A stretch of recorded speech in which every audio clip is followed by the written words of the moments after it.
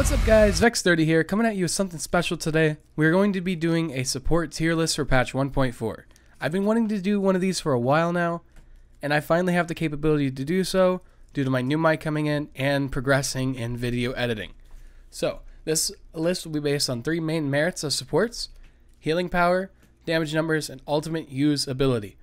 By ultimate usability, I mean how easy compared to how good the ultimate is. That'll be explained more as the video goes and you'll understand what I mean. I know these tier lists are very subjective, but I'm going to give you my truthful and honest opinion on these champions as a professional player in Paladins. That means you may have the total opposite opinion as me. That's fine.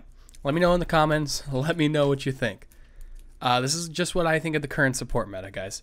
So I hope you enjoy this video. Hope you enjoy this new content I'm creating. Be sure you like, subscribe for more of this stuff. It'll really let me know that you guys like this. So let's get right into it. Getting into it, we'll be starting in alphabetical order. So the first champion we're going to talk about is Furia. Oh, Furia. She is something special right now. She is going to go straight into S+. She's nothing completely OP that needs to be nerfed right now, but she is insane. She needs some other adjustments, I believe. The reason I put her S+ is her healing is off the charts. And what she can't bring in healing, she brings in shielding.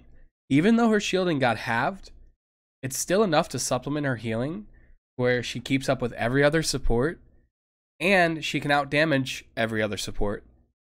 That brings me to my next point. Her damage is insane. I don't understand why her fall off is what it is, how she can hit so hard it's so far away. And her attack speed hasn't been nerfed yet. That's the 2 biggest things that need to be nerfed on her next to put her in line to other supports. But for now, I think she's S+. And her last point is her ultimate. Furia's ultimate is insane. Because it's not skill-based. It's all about, I press D, team have buffs. 30% damage and movement speed, right? It's nothing special. You press D at the beginning of a fight, and your team now has an advantage for 8 seconds. It's an easy ultimate, and it's a great ultimate. That's what makes her insane, as well as the healing numbers and the damage numbers. That's why Furia's S+. I really don't see anywhere else I could put her. I don't think she's over the top crazy in SS. She was, I think, at one point, but she's not really anymore. But man, oh, she's nuts. So the second champ we're going to talk about real quick. Oh, man. Brock. I like what they did to him. I like the changes they made. It was a step in the right direction. But it's not good enough. I don't think the auto attack heal is good enough yet, and it needs to be practiced more before it's good. The healing numbers seem like they're there between the totem and his auto attacks, but in reality, the range isn't amazing, and it can be body blocked by teammates consistently. And it's not completely consistent because you have to recharge. There are cards to supplement that, but it still hurts him. Plus, the totem is extremely finicky to actually use. So his ultimate change isn't really that good either. It's awful to control. It still doesn't do enough, I don't think. The move speed is nice, the healing's alright. But I think the biggest downfall of it is it's too hard to control. And his damage is so lackluster when you're using Spirit's Domain that he can't be considered any higher. Because you cannot be auto-attacking enemies healing. Other champions can. So I like the change, and I think this brought him into a playable level where somebody picked Croc in your rank games. Don't be too worried. He can keep up on healing, but everything else is not good. So the change was good to bring him into playable, but not into meta. The next one, Grover. Grover had a very interesting change that a lot of people probably undervalue, but I thought was just enough. Put him in S. Grover got 2 seconds off of his Blossom cooldown, and what a lot of people don't understand is when you run movement speed on your Q, I don't remember the name of the card right now, and if you run DR on your Q, that it only has a base 6-second downtime. So with Chronos and everything, you can get that down to about 4-second downtime on those 2 cards, which is insane. His tick healing is already amazing. His AoE passive. And his damage is already crazy. Even though he's not good at close range damage, it is still consistent damage. And on longer range maps, he can top damage. It's crazy. The one thing that keeps him away from S+, though, is his ultimate. Two main reasons. One, it can be countered easily by certain champions like Willow and Leanne. And Cauterized, of course. Late game, it's not that good unless your tank has a shield or you have something to block line of sight of Caught. And number two is the ultimate is harder to use. It takes to be a good Grover to know when to use Grover ult. You might think it's easy, but have a good Grover ult, it's very hard. In comparison to Furia, that you press at the beginning of the fight and it's a good Furia ult. You can mess up Furia ult, right? But it's really hard to mess up Furia ult, you know? But, you know. I want to put Grover in S+, guys, but I think his ultimate holds him back a little bit. But besides that, he's all around amazing right now. So next champion we talk about is Jenos. Jenos is a tough one for me. I liked Jenos at one point. I didn't like him. I liked him, and now I don't like him. And there are certain reasons for that. Tier him real quick. We'll put him in S+. Sorry, A+. I think Jenos is close to balanced. I think his damage amp needs to be nerfed to maybe 10 to 12%. And he'd be A, which, by the way, is completely balanced. His heals are good, right? They're not amazing. Compared to burst healers like Furia and Grover. It's a nice tick heal, but the damage supplements that really well. Now, his other issue is his ultimate. I consider myself a very good Jenos player, and I still have trouble hitting ultimates. It takes a long time to be good at Jenos ult. Just how it is. I think that holds him back from being an insane character. Now, he's higher skill cap because of his ultimate. You know, people say, you heal through walls. Oh, God. Jenos is the easiest champ in the world. Yes, for that reason, he's easy. But all around, he's not, because his ultimate's a big factor. Ultimates are a big factor in any game like this. And his is just very hard to use. His damage? It's alright. I mean, it's not the most damage in the world, but it's not the least damage in the world. His lift is the only other utility he brings, so he doesn't really bring that much utility besides a damage amp and a lift. That's why we put him at A+. He's nothing special, but he's not terrible. Next on the list is Damba. Damba, he will never leave the meta. Put him right in S with Grover. I think Damba brings everything you want from a support. Amazing heals, good damage, a good ultimate. All around good. His ultimate, though, the issue he runs into with all the cooldown reduction cards in the meta currently that you can run in your loadouts really holds him back from being S+. Because it's just an easy counter and fears do nothing at that point. Now, there are some really good cases where you can fear and some really bad ones. Depending on how you use it, makes that great ult. It's very, very dependent, but on average, it's hard to hit a good Damba. Now, his heals are still amazing. Damba has one of the highest healing output between Gord and right click. I don't know the numbers. Maybe I should have done the numbers before this, but I'm just giving you my opinion here. His right click also brings Swift Spirits, which if you aren't running it, you should be. That's movement speed when you right click somebody, up to 35%. I run it at 5. I think it's amazing. I don't know why you wouldn't run it, basically. Now, you could run it lower against some comps, which I don't want to go into currently because it's a lot of secret stuff that, a lot of people figured out, but I'm not going to tell everybody. But that movement speed brings an element to Damba that other champions don't have besides Grover. That movement speed on an Anara and a movement speed on a Zin. The two opposites. And it's still good on. It's just good all around. And it's consistent. Because it's every 3 seconds you give somebody movement speed. Why wouldn't you want that? And now moving on to his damage. He's not... It really depends on how good at Damba you are. His damage can be good, and then it could be meh, When his damage is good, it's good. When you can hit your auto attacks, he's really pushing S+ at that point. But when you're not hitting his auto attacks, like most people, even me, like you're not gonna hit every single Dombo auto. Unless you're a god, unless you're a robot, you're not gonna hit every auto. So that's why he's S. And his ultimate keeps him back. Plus his snake. If you learn how to throw stuns properly and know how to really predict a stun, that makes you a really good Dombo, and that really propels him forward and raises the skill cap on him.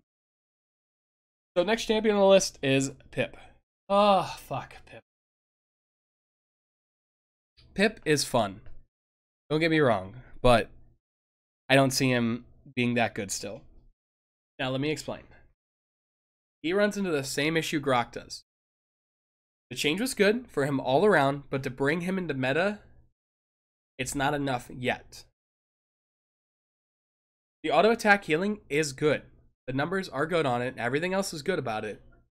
But the problem is how easy it is to body block one and how hard it is for people to hit Pip autos on people running. Like a Koga or a Zin whirling or something. Flying. EVs. I can snipe an EV soaring with Dombo. Hit scan. But with a Pip... Okay.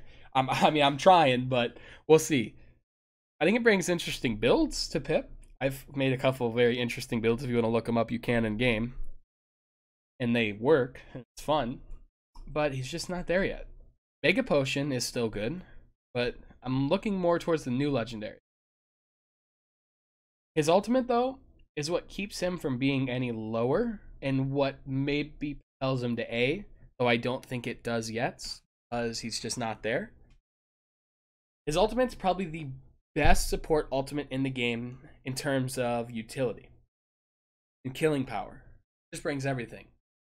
Just having the opportunity to CC a tank into new people, crowd control to hold them down and keep them locked down, or turn them into something else so they can't do anything. I'd rather use the word polymorph than lock down. Turn them into a chicken so they can't dive a DPS, or you can chicken a flank so they don't kill your damage, and now your damage kills that chicken because it has 1500 health. One shot from you brings it to 900.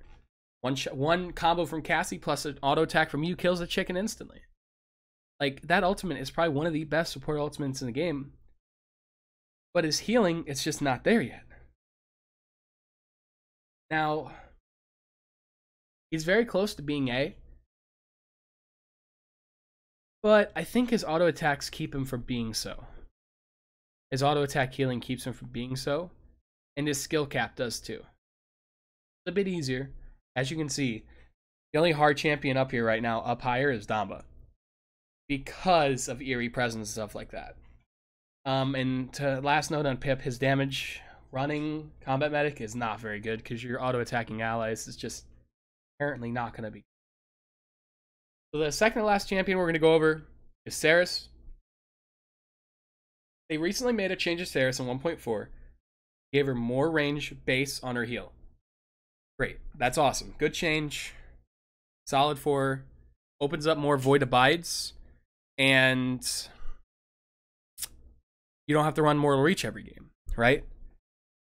So I would put her at A. I'd put her at a complete balance. Her healing is actually nuts. She can heal 1000 health a second, and with Void Abides, she can do 1500 if you're hitting two people. And her cooldown is super low on that heal. But her issue runs into is she needs a line of sight to heal. And she really doesn't do that much damage. She does okay damage. And her spam damage, she doesn't do a lot of burst. It's all about just throwing your orbs at a chokehold and hoping you hit something, right? And her ultimate is really just a pain. In shields, the CC cards, line of sights, learning the arc of the ult. It's just not a fun ult to use. Oh, don't get me wrong. When you hit a good Saris ult, man, does it feel good cleaving through 5 people. But it's very rare that you hit 5 people with a Saris ult, you know? Realistically, you're going to be solo ulting a lot on Saris. At least a good Saris will be. So that's why I put her at A. The reason I put her below Jenos is Jenos brings too much utility, even though his heals are lower. His ultimate's about on the same level. Jenos brings more utility than Saris does. That's all. That's the only reason why Jenos is higher. And last, but certainly not least, Ying. I think Ying's changes were very, very, very, very good for her. I've been saying this for a while. Make her right click, hit scan heal. And they did. I've said this to myself, not to a few other people, but that's what she needed. Shatter was useless. And the new life exchange is perfect, exactly what she needed. But her issue runs into why she's not S is her damage is not really that good. When you're playing Ying and you're throwing illusions, right clicking, you're looking around, you're being aware, you don't have that much time to auto attack. Even though it's hit scan at a long range, you don't have a lot of seconds to auto attack and get that damage off. She's very close to being S though. I think the damage is the only thing that holds her back because her ultimate is probably the second best ultimate in the game in terms of this tier list, in terms of usability. Because all you do is press E, right? And everybody just gets a huge healing per second pocket, right? It sucks putting her at S-, not S, but from playing her and talking to other supports, she just lacks that damage and time to do damage. She does not have a lot of time to do damage. But her healing numbers are amazing with the new healing. And her ultimate is always good. So that wraps up the tier list. Let me know what you guys think down in the comments. Be sure to ridicule or praise the list all you want. It's just my opinion, what I think of supports right now. I plan to do more in-depth guide on supports as time goes on. I wanted to start with this because I've wanted to do this for a while now. And one last review of the list before we go, guys. Furia, S+. Great ult, great heals, great damage. Grover, S+. Okay ult, great heals, great damage. Damba, S+. Okay ult, great heals, alright damage. Brings a lot of utility. Ying, S-. Great ult, great heals, mad damage. Jenos, A+. Got a mat ult, okay heals and okay damage, just brings a lot of utility with that 15% damage buff. And the cripple, not the cripple, but the lift. Saris, she has an okay ult at A. She has great heals though, and alright damage. Grok and Pip at A-, of course. Grok, he's got a really just not very good ult right now. He's okay heals and alright damage whenever he's running Spirit's Domain, but not very good. And Pip, again, A-, a great ultimate, but his heals are a little bit lackluster and his damage is lackluster when you're running Combat Medic. I think the only changes I would make to this list is I would put Pip up one maybe. Saris and Jenos on the same level. I think this is fair. I don't really want to change anything here. I hope you guys enjoyed this video. I hope you guys enjoyed this list. If you have any questions, comments, concerns, please put them in the comment section down below. Please be sure to like, subscribe, and hit that notification bell. I'd appreciate it. I plan to do more content like this in the future, so I hope you guys enjoy this video. Have a great night. I'll see you guys later.